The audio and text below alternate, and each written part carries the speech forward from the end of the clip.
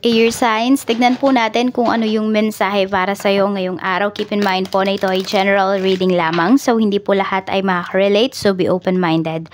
Sa mga hindi pa po nakasubscribe dito sa ating channel, please subscribe na po kayo. And palike din po ng ating video. At sa mga nice pong mag-avail ng ating private readings, Lucky Stones and Amulet, makikita nyo po yung link sa description box below.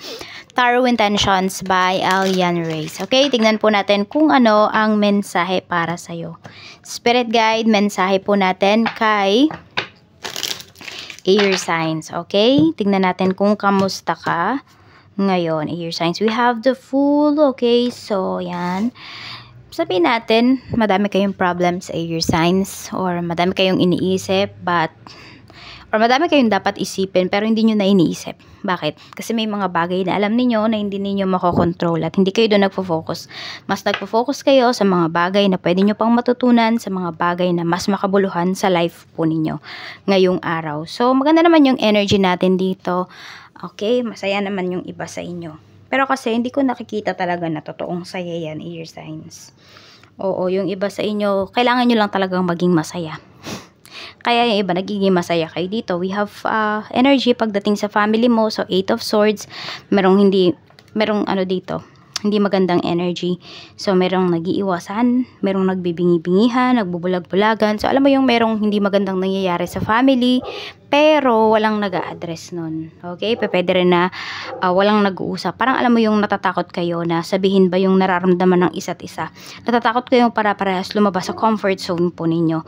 So, kaya kung alam mo na, Air Signs, na may mga problems na hindi natatapos dito sa family ninyo because of that, nakasanayan na hindi pinag-uusapan yung problema, na nagbubulag-bulagan, ganyan. So, tignan natin naman sa mga kaibigan mo, kamusta ngayong araw na to. We have 2 of Cups. So, hindi ko alam kung meron kang kaibigan na ikakasal ngayon. So, ayan po.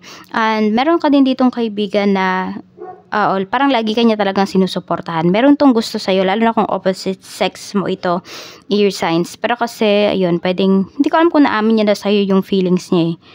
Tignan natin. Okay, Page of Pentacles. Okay.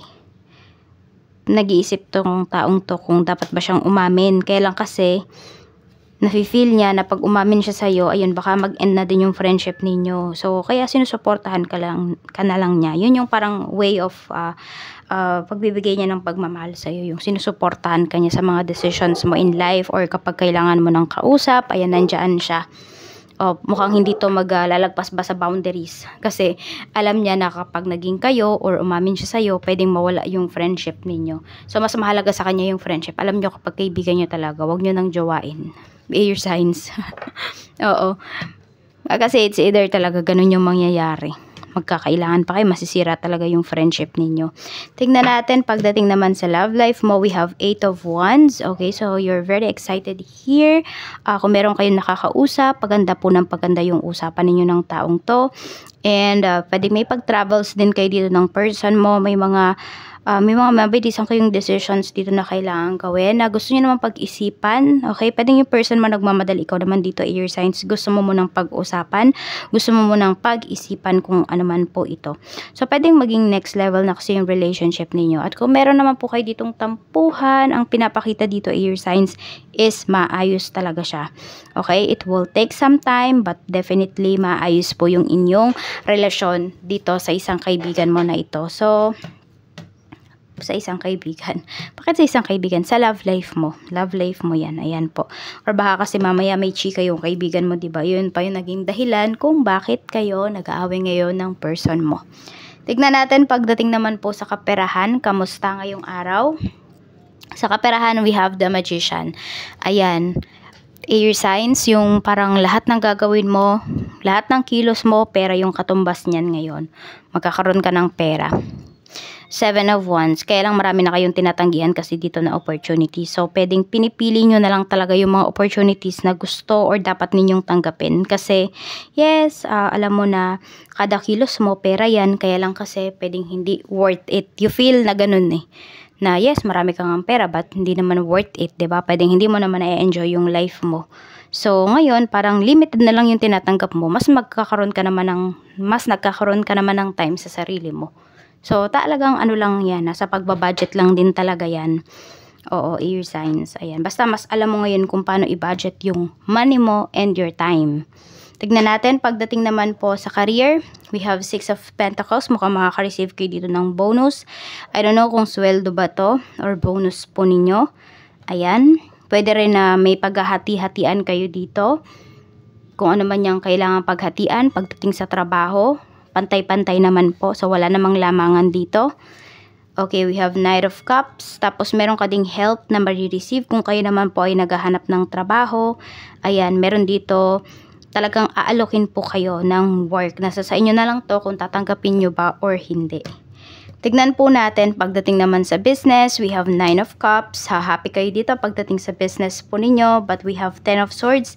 Medyo mag-iingat lang kayo kasi masyado kayong, sabihin natin, masyado kayong kampante pala air signs yung iba sa inyo. So, diba, kunwari yung mga binabayad sa inyo, hindi nyo na tinitignan. So, tiwala na kasi kayo dun sa tao dahil sabihin natin, ilang beses na siyang umorder sa'yo or suki mo na siya. Kahit suki mo pa yan, kahit supplier mo pa yan, matagal mo na yung kakilala, yung tipong hindi mo chinecheck ba, kunwari yung sukli, or yung, basta kung ano man tong hindi mo chinecheck kasi masyado ka ng kampante. No, wag kayo masyadong magpakampante dito.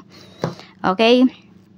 Tapos, yun din, sa mga staffs din po ninyo, okay lang maging mabait pero wag sobrang bait air signs kasi baka maabuso naman kayo dito.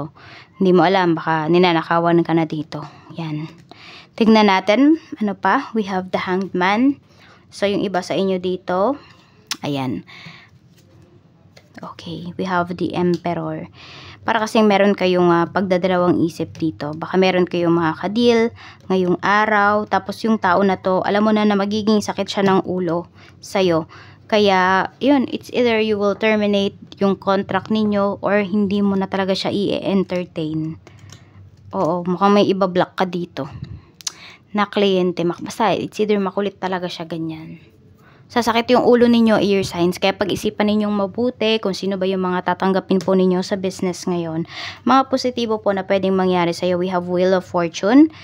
Ayan, napakaganda. The Magician and the Wheel of Fortune pagdating sa pera yan, no? Or kung ano naman tong mga air signs, no, mga hindi magandang nangyayari sa buhay mo. Parang alam mo yun, ngayon, hindi siya maganda, biglang babaliktad, magiging maganda na yan. Parang you feel na yung mga hindi umaayon sa'yo, aayon na yan sa'yo. Claim mo yung positive energy na yan, air signs. Okay, tignan natin ano pa. Spirit guide, ano pa po? We have 4 of Wands, so pwedeng may kasal dito. Ayan, baka may magyaya sa inyo ng kasal, air signs. Yung iba po sa inyo, kung bahay itong pinapagawa ninyo, ayan, pwede po na matapos na or makapag-umpisa na po kayo sa pagpapagawa ng bahay. O, basta air signs, sabihin na lang natin, may blessing, may swerte na paparating sa'yo ngayong araw na ito. Mga negatibo naman, we have 6 of Wands. Maraming naghihintay dito, air signs, ng pagbagsak mo. Okay? Meron ding tao dito na ma-pride. Ayaw kanyang kausapin. Oo. The Lovers. Pwedeng person mo to. Ayan. Or pwedeng malapit sa puso mo yung tao na to, air signs. Ma-pride siya. Oo. Ayan. Tapos ito naman, kung person mo naman talaga to, kasi sa negatibo to na energy lumabas. So, ayan. Pwedeng madaming nagkakagusto sa kanya or kapag may nagkakagusto sa kanya or kapag may mga tao, mga babae, mga lalaki na pumupuri sa kanya, tuwang-tuwa siya. Yun, kaya tuloy naiisip mo kung faithful ba siya sa'yo or hindi. Tignan natin saan ka dapat mag-focus ngayon. Sa kaperahan mo pa rin. Though maganda yung pera mo dito. Ayan, pwede kasi na nauubos siya. Hindi mo talaga siya nababudget ng maayos. Tapos ito din, kung may tao na cold sa'yo dito, it's up to you kung kakausapin mo pa ba yung tao na yan. Will you beg for their attention or hahayaan mo na lang, air sign. So, siguro mas maganda mag-focus ka sa sarili mo. At ito po yung iyong mga lucky numbers. We have number 50. Okay? Number, spirit guide, number 55, number 11, 30, 10, and 14. Yan po yung inyong mga lucky numbers. Maraming salamat. Mag-iingat po kayo always and more blessings to come. Bye-bye!